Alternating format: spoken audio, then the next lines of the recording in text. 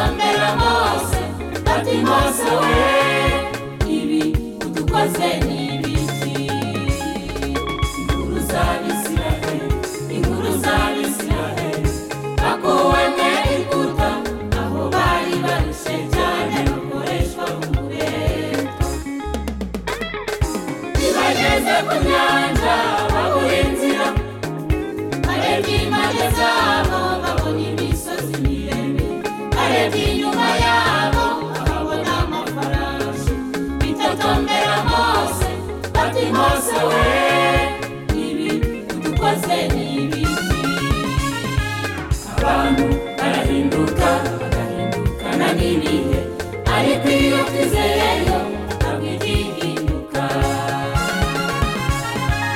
abantu barahindukana n'ibihe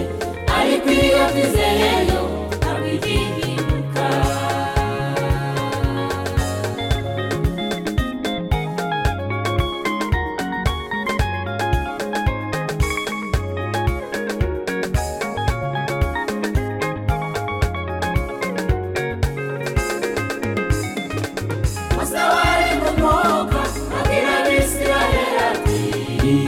mutinya mwihagararire gusa Uwagakiza Uwiteka bimubazanire Mose wari mu mwuka abwira Abisiraheli ati iki gitumye mutinya mwihagararire gusa Uwagakiza Uwiteka bimubazanire abantu barahindukana n'ibihe ariko iyo twizeyeyo ntabwo igihinduka abantu barahindukana n'ibihe ariko iyo twizeyeyo ntabwo igihinduka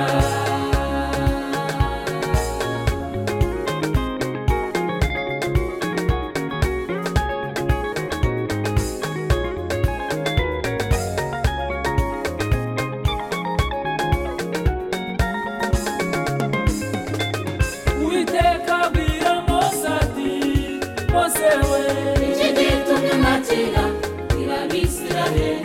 Abisiraheli barambuka umukira wumutse abanzi babo babibona bagerageje kwambuka bashirira muri iyo nyanja bageze hakurya y'inyanja bafata inanga baracuranga indirimbo bararirimba Uwiteka we uri intwari ntambara Uwiteka abwira Mose ati Mose we iki gitumye nakira Abisiraheli barambuka umukira wumutse abanzi babo babibona bagerageje kwambuka bashirira muri iyo nyanja bageze hakurya y'inyanja bafata inanga baracuranga indirimbo bararirimba Uwiteka we uri intwari yewe data wa twese uri intwari Uwiteka uri intwari mu ntambara ugira neza uri intwari mu ntambara muri Lebanoni uri intwari mu ntambara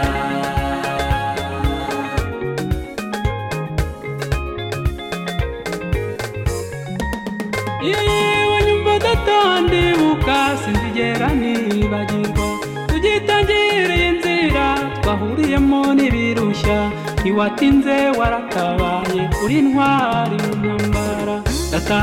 wa twese uri intwari mu ntambara yewe nyumva ndatandibuka sinzigera nibagirwa Gideyoni ku rugamba waramurwaniriye itorero umuriro wa Pentekote ntiwadutereranye data wa twese uri intwari mu ntambara yewe data wa twese uri intwari mu ntambara Uwiteka uri intwari